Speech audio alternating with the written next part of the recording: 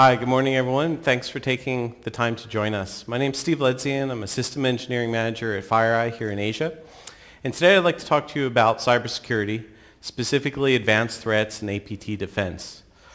Now, if we look at what's happened over the last year, there's been a number of very large companies who have had very public, very high-profile breaches.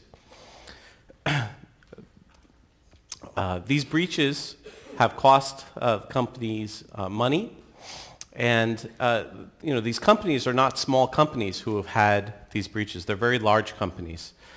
And you have to understand, certainly these large companies have a layered security defense in place. So as we heard Doug ask the question this morning, it's a very good question. Why is this happening? And how is this happening? And the second question we might want to ask ourselves is, what can we do differently? What can we do to better protect our networks and our organizations and our corporations against these types of cyber attacks? How can we reimagine security? So let's start at the beginning. Today, annually, companies are spending over $16 billion a year on traditional security infrastructure. This is things like next-generation firewalls, IPS devices, web security gateways, cloud-based security, and endpoint antivirus solutions. And despite that significant investment, and it is a significant investment, attacks are still getting through. So how is that happening? Well, as we move our lives to be more digitized, there's more digital assets. The digital assets have grown in volume, and they've grown in value. And these digital assets are targets. And the attackers are very motivated to obtaining these digital assets. They've advanced their game as well. Their sophistication has increased, their motivation has increased, and really, if you look at what the attackers are doing against the traditional security defenses, the attackers are winning. Now, these traditional defenses used to work for us. They used to work well, but today they're not. So what's changed? Well, a number of things have changed. First, the attackers themselves have changed. It used to be the case that maybe 20 years ago that the attacker was a lone teenager in the basement trying to show the world how smart he was by defacing a large corporate website. It was about ego and it was about bragging rights. But today, it couldn't be more different.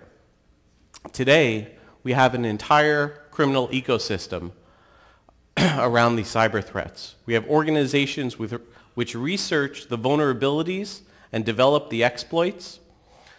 That research is passed on to other organizations which purchase it and use it to attack and infiltrate and build botnets of machines. And those botnets are rented out to do DDoS and spam-based attacks. In addition to that, we have nation-state threat actors. Today, nations are arming themselves both with offensive and defensive cyber capability. So it's very different, the adversary that we were facing 20 years ago versus the adversary we're facing today. Secondly, the nature of malware itself has changed. And this probably is the key point of all of these four. This point is the key point. Today, how do most of the traditional security defenses work? First, we have to recognize a threat. Once we witness that threat, we recognize it, we characterize it, turn it into a signature, and now if that threat ever comes back, we have a way to protect ourselves. Well, that's a problem, because the attackers have figured out if they just increase the rate with which they develop and modify malware, they can outpace our reaction to recognizing and characterizing those threats. Think back to your antivirus 20 years ago. How often did your antivirus need to update? Maybe once a week. And then 10 years ago, maybe a few times a week. And today, more than once a day, antivirus needs to pull down the list of here are all the threats that we know about. Well, what about the threats that we don't know about? Well, those will come later when we see them. That's the problem. We're vulnerable to unknown threats. Even today, where antivirus is updating multiple times a day, it can't keep up with the rate with which new threats and new variants of threats are attacking us. Thirdly, we're getting attacked on all angles. We're getting attacked through email, through spear phishing. Many organizations have taken a proactive approach in trying to educate their employees, don't open email attachments from people you don't know. Well, today, these email spear phishing attacks are very sophisticated. What we do is the attacker will go to target a corporation. Today, most corporations will have a web page, and on that web page will be a careers section. On that careers section are jobs that the company is hiring for. The attacker will pick one of those jobs and build a resume for that job, and in that resume, they'll place some malware, and they'll send it to the HR department. Can you train your HR department not to open that resume for which is posted on your website and for which is a job that you're trying to fill? Probably not, right? So the attacker is very clever. We also have threats on the web side, drive-by downloads. Today, we see attacks where social engineering attacks, where you go to a web page and you see a pop-up that says, your computer is slow. We can help you. Download our antivirus tool. We'll clean and speed up your computer. Well, in fact, that's not an antivirus tool. That in itself is malware. And so when the user downloads that package, they're infecting themselves. But today, with drive-by downloads, the attacks can be more sophisticated. You don't have to download anything at all. Simply viewing the web page is enough to infect you. One mouse click, one page view, and you're infected, such that an attacker somewhere in the world has full control of your machine. And then we've got file-based attacks as well. We have communications through USB and other removable media, and that can place latent malware sitting on our file server. So we need to address that as well. So we're getting attacked on all angles. And thirdly, the attacks are now multi-stage. A lot of the attacks, it's too difficult to break in. We have so many perimeter defenses. It's too difficult to directly break in.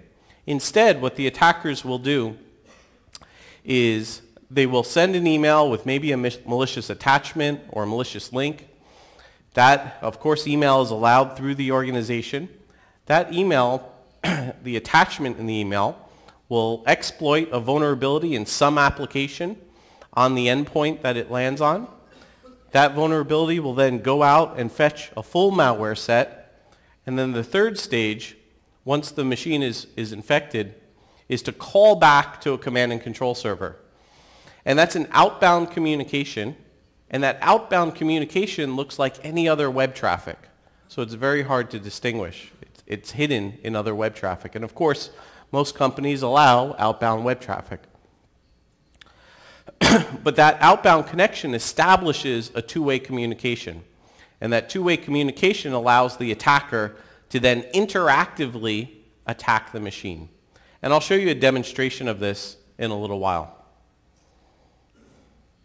The short of it is, those traditional defenses, whether we're talking about next generation firewall, whether we're talking about IPS, whether we're talking about endpoint protection, they're all largely signature-based. Okay? And the signature-based fall into the problem where we can't keep up with identifying all the variety and all the variants of malware. And so these advanced attacks are coming right through all of those security solutions which are built on this same signature-based foundation. Today, the attacks are not being stopped. So now ask yourself a question. How often? Right? You can understand technically how this happens, but how often does this happen? Here's the answer.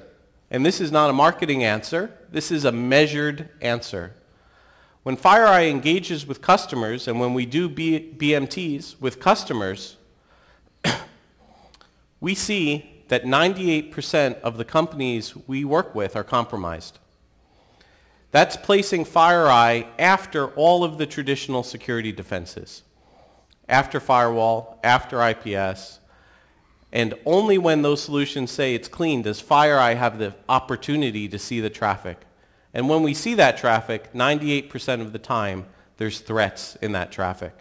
And in fact, on average, 22% of those threats are APT threats. And for APAC, it's closer to 40%. Okay, so in this part of the world, we have a serious problem with these threats. Now let's drill down a little bit deeper. We heard Doug this morning talk about countries targeted by APTs. And this is from a report that FireEye will release in the next day or two. It's our advanced threat report, and you'll be able to download it off our website. And in that report, we'll talk about Korea being the second most targeted country in the world when it comes to APT threats. And what's key here, and I think what was shown in the video that we just watched, is when you get infected, it's not an IT operational issue. It's not my machine is slow. It's not I can't work because I have pop-ups. It's someone stealing your business data to compete against you. It's a business problem, okay? And it needs to be addressed at the highest levels of business. And we see this happening in the headlines and in the news every day. You don't even have to go to the technology section of your newspaper. These attacks are making headline news. And again, let's not think that this is a problem specific to the US. This is a global problem. These attacks are coming to and from every industrialized nation. In fact, in Korea, we've seen some of the largest attacks happening. Right? So most recently, we saw data loss with a number of credit card companies in Korea that affected 40% of the Korean population. And a few years ago, we saw an attack through malware that affected 70% of the Korea population. So these attacks are very relevant right here in Korea. And let's look at the most recent data loss with the credit cards. Now, what's important here is the type of data that was stolen. We see names, phone numbers, email and residential addresses, even salaries was part of the data that was exposed. Now, what might not be entirely obvious, other than the inconvenience of having to change your credit card number, what might not be entirely obvious is that this information enables further attacks. We can see who the leaders are in organizations and target them. We have information on them. We have their names, their addresses. That information can be turned into a targeted spearfish and used to further infiltrate and infect individuals and organizations. And again, in the world, across the world, we see these attacks happening all the time. In the US, one company, it's estimated, has lost $200 million to replace the cost of replacing credit cards. Their market cap has dropped in the measurement of billions of dollars, not to mention brand reputation, customer confidence. These are all business impact issues when you get infected with this advanced malware. Now, I think a lot of security vendors come and they talk about threats and they educate audiences about threats, but very rarely do you get the opportunity to see what one of these threats actually looks like. And so what I would like to show you is a quick demonstration, and it's not a demonstration of a FireEye product or a FireEye technology, it's a demonstration of a threat. So you can understand just how easy it is for these attackers to infect machines and what they're capable of once the machines are infected.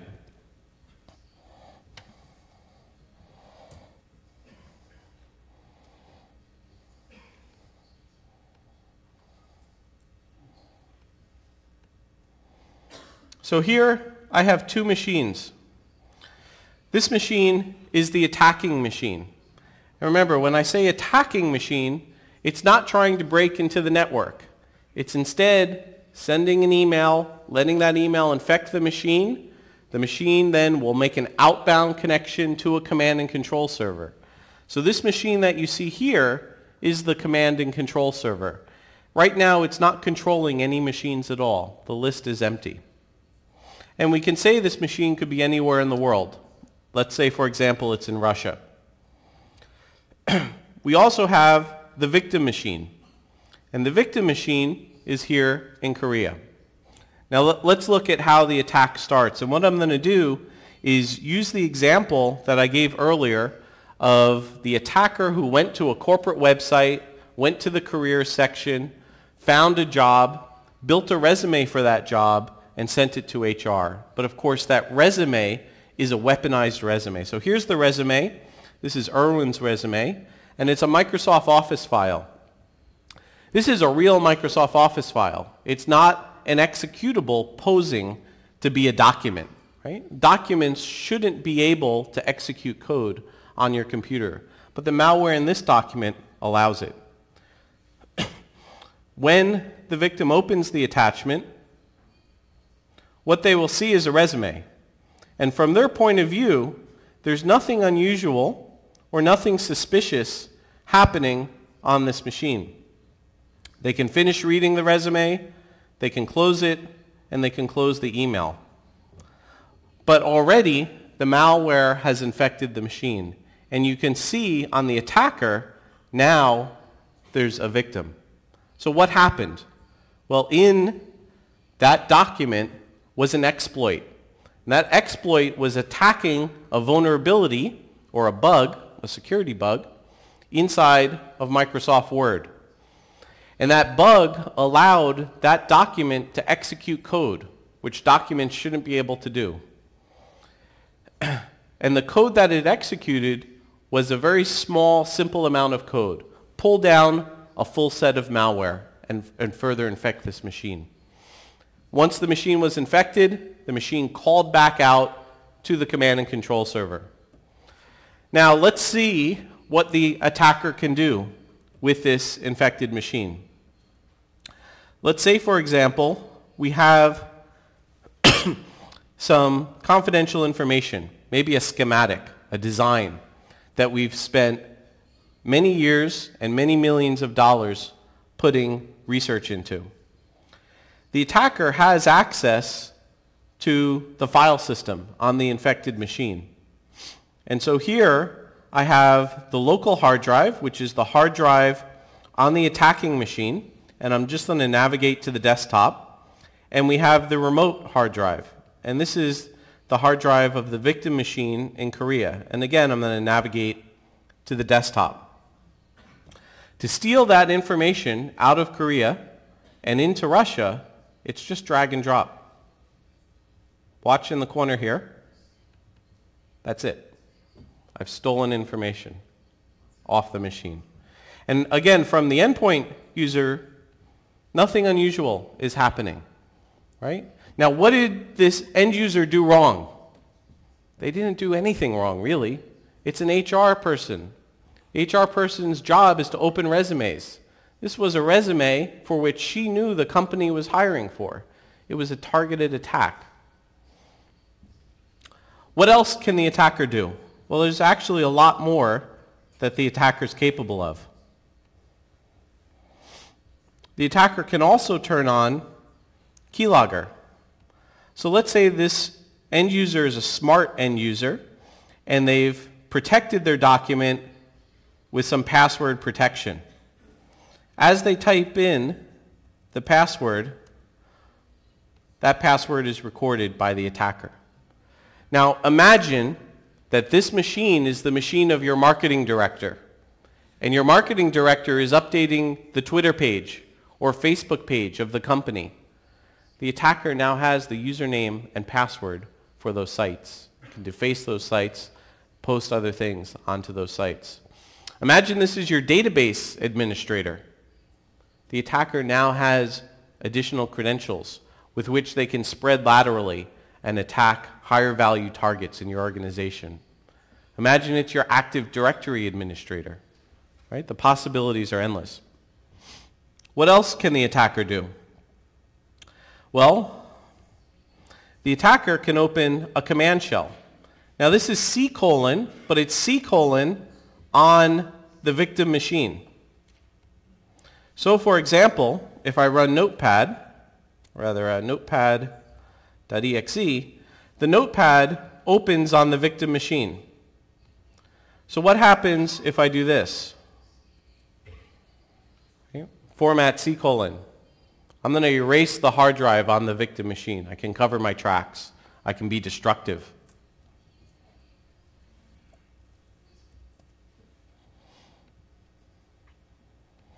What else can the attacker do? The attacker can do a screen capture. And this is a real-time screen capture of what's happening on the victim machine. So it's as if the attacker is standing behind the victim, looking over the shoulder, and watching everything they do on that victim machine. What else can the attacker do? Well, it may be hard to see, but what does this look like? It looks like a webcam. The attacker can actually connect to the victim's webcam. And they can actually see the victim that they're attacking. Okay? Now that's the capability of malware today. And that's the type of threat that we're talking about today when we talk about advanced threats. And remember, all of that capability is possible simply because this victim opened the wrong email attachment. They didn't surf bad sites. They didn't open something from someone they didn't know. This was a job that the company was hiring for. The end user really didn't do anything wrong. Yet they're infected to this extent where the attacker can do almost anything they like to that end user machine, and the attacker can be in a totally different country. That's the capability of advanced malware today. So let's return to our presentation.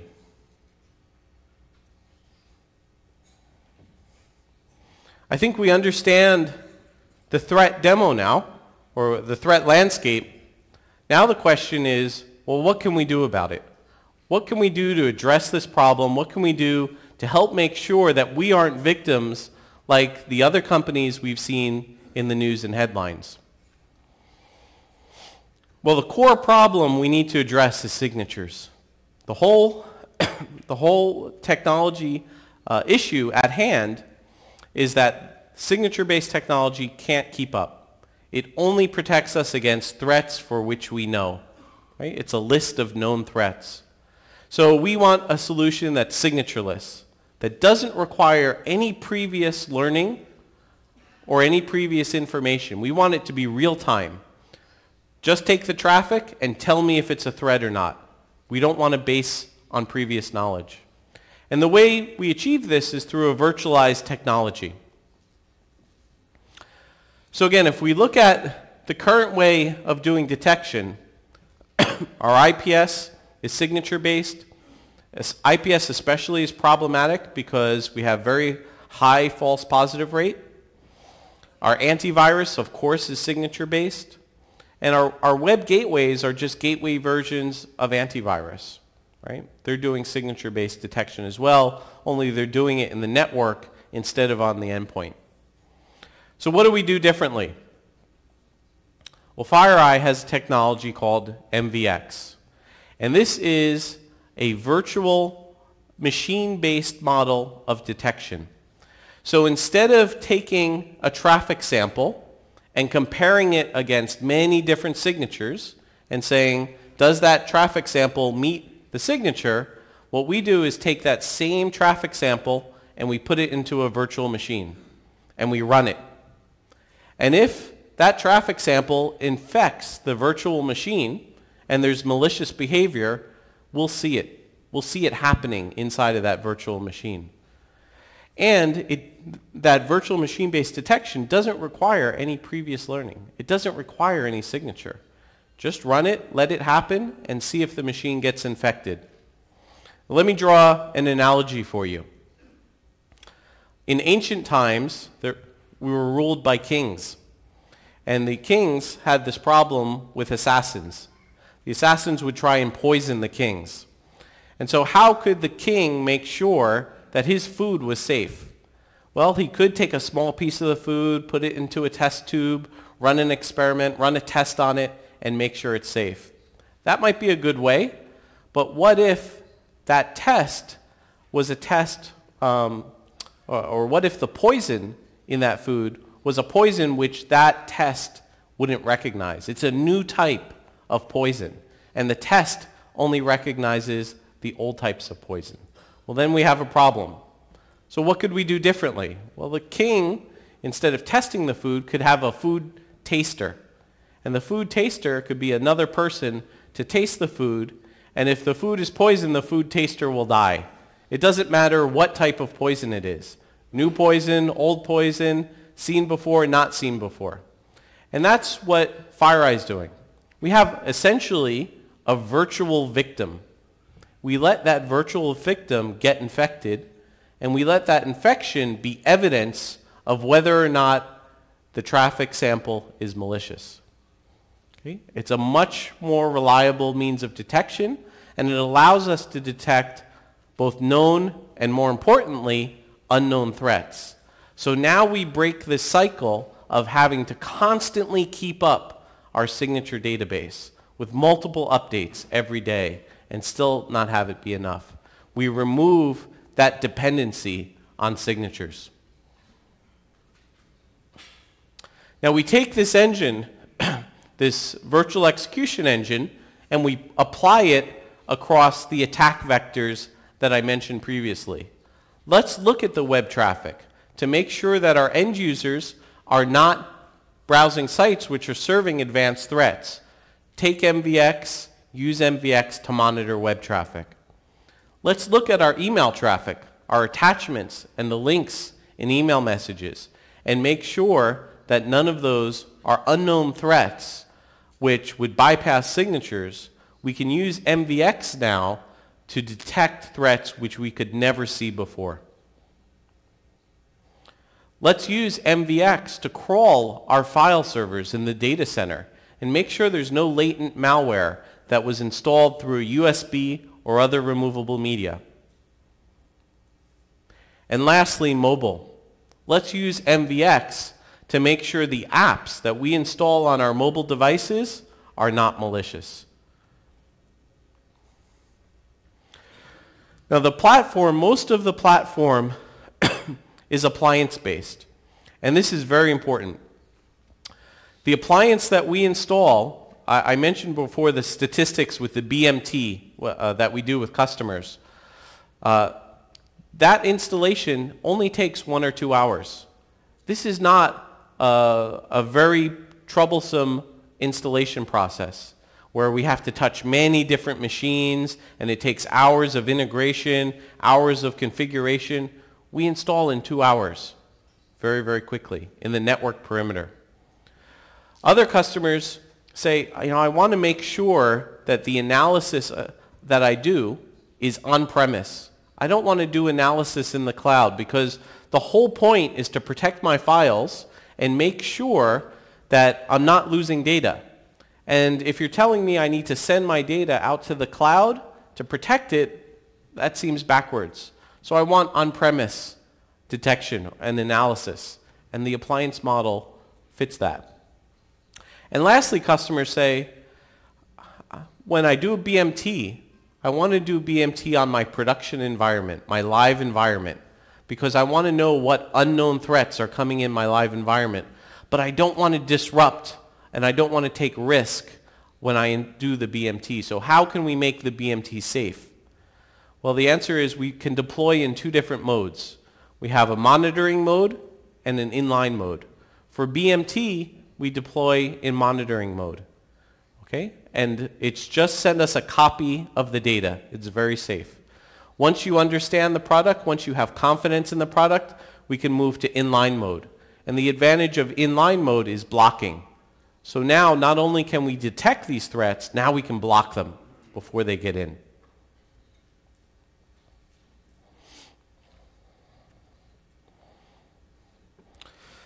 So MVX comes across a number of different platforms, comes across web, email, file, and mobile. And across each one of those, we have series of devices. So we can size the device to be right for your environment. If it's a small branch office, we have solutions that will fit that sizing. If it's a very large environment that needs multi-gigabit throughput, we have multi-gigabit devices that can do the inspection and detection. Now, if we look at the platform portfolio, later, as the day moves on, there'll be additional tracks. In those tracks, we'll do a deep dive of each one of the platforms, but I just want to give you a high-level view of what the platform portfolio is, because FireEye really is a platform for doing this advanced threat detection and protection. So we have a platform for network-based threats. This is going to include web, but of course threats aren't limited to just web traffic. So we want to monitor the perimeter, and that's our NX series appliance. We want to monitor email, and that's our EX series appliance. We want to monitor file content in the data center to make sure there's no latent malware. That's our FX series. We want to do detection on the endpoint, and I'll talk about that in a moment. That's our HX series. We need central management to coordinate across all of these. We need dynamic threat intelligence, or DTI, which takes FireEye's global visibility and global knowledge and pushes it down to each one of these areas to make these solutions more effective. We also have a version of the email solution in the cloud, if you prefer cloud-based. A lot of SMB organizations will want a cloud or OpEx-based deployment. Our mobile threat prevention is also in the cloud. And we have a solution called TAP, Threat Analytics Platform, which allows us to take all of your logs, which sounds like a SIM, but this isn't necessarily a SIM. Take all of your logs, send it to the cloud, and compare it against FireEye intelligence. What are the things that FireEye knows about attacks? Let's look in your logs and see if we can find evidence of those threats.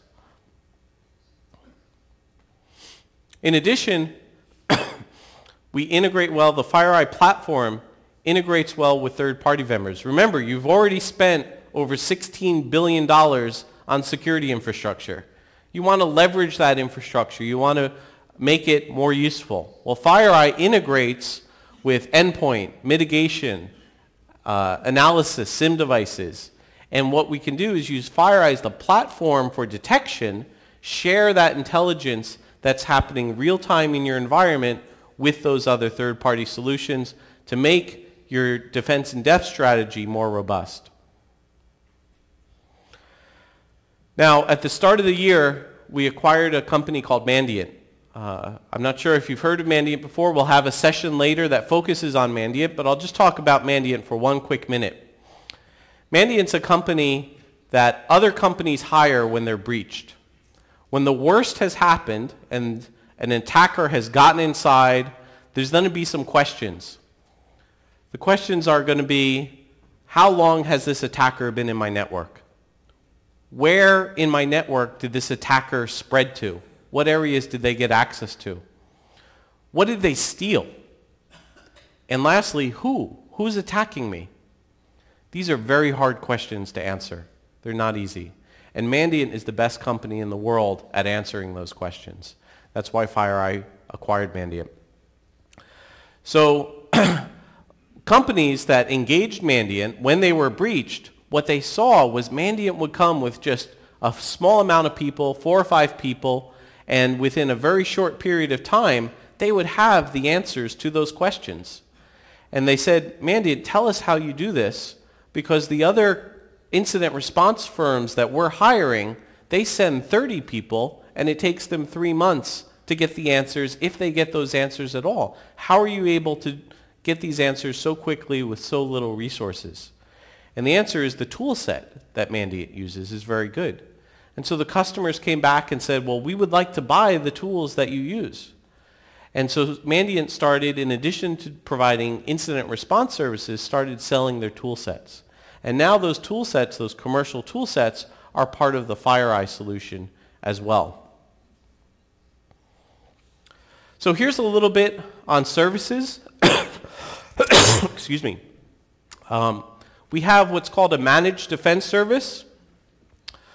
The managed defense service, some customers have a concern where they say, FireEye, we understand your products, we love your products, we want to be able to detect unknown threats, but we don't have the in-house capability to look at alerts and to really understand what these alerts are about. Maybe, for example, it's a legal firm.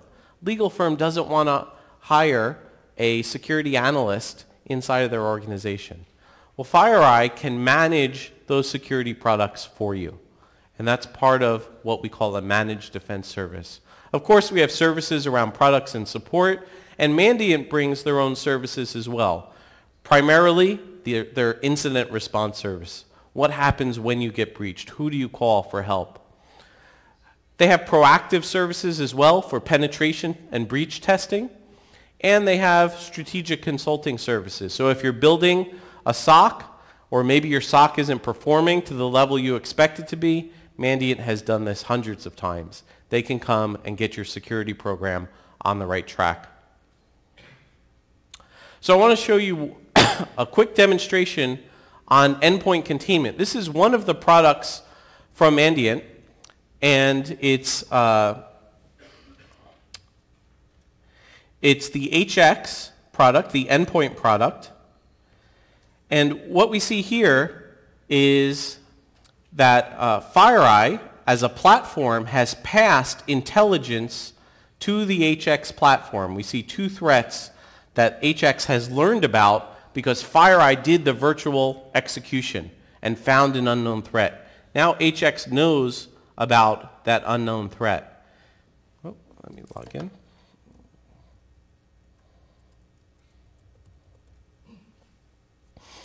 And what we want to do is we want to stop the attacker from doing the things that I showed you in the first demo. Well, here's our victim machine. And you can see there's a ping, an active ping running on our victim. The host endpoint solution allows for containment. So I'm going to select the machine which I know is infected because HX has told me it's infected. And I'm going to do a containment operation on it. And the containment is like cutting the network cable on the victim machine. If we cut the network cable, there's no communication between the endpoint and the rest of the world, including the attacker.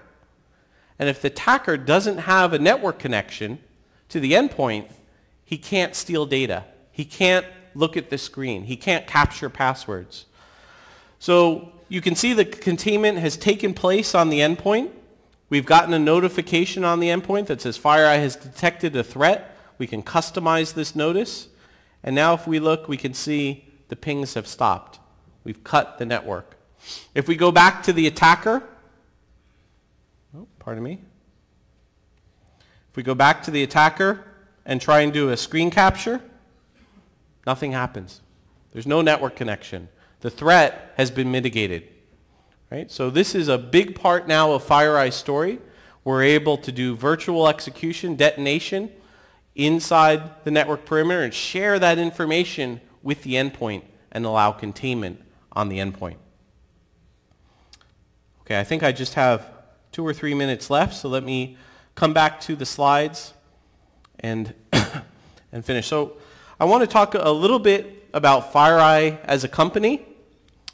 FireEye is helping companies in almost every vertical. We saw in the first video we played, whether it be government, FSI, enterprise, high-tech, oil and gas, all of these companies have digital assets. All of those digital assets are very high in value and are targets of attackers. FireEye can help. If you dig down into any one of those verticals, FireEye is in at least the top 5 out of 10 companies in that industry. Of course, we've won numerous accolades and awards over the recent years, not the least of which to mention we were ranked the 4th fastest growing in 2012, The 2013 report just came out, and we were the first fastest growing network and communications company. So I just want to leave you with one thought. If you remember one thing from this presentation today, it's that as you're building your security defenses, think about the solutions you're buying and ask yourself, are they pattern matching signature-based solutions? And in my environment, do I have anything like VM-based execution, right, to defend against these advanced attacks? Pattern matching served us well for a long time. It did a good job. But as time has progressed, its effectiveness is decreasing. We need to find something new. So as you build out your environments, think very hard about virtual machine-based execution. I just want to leave you with a slide of some of the customers that have come to FireEye for help with advanced threats and APTs. And with that, I'll wrap up. Are there any questions? I know we'll have smaller breakout sessions, and of course we can answer questions there, but would anyone like to ask a question on this presentation? Okay, well, thank you very much for your time and attendance. Appreciate it. 감사합니다.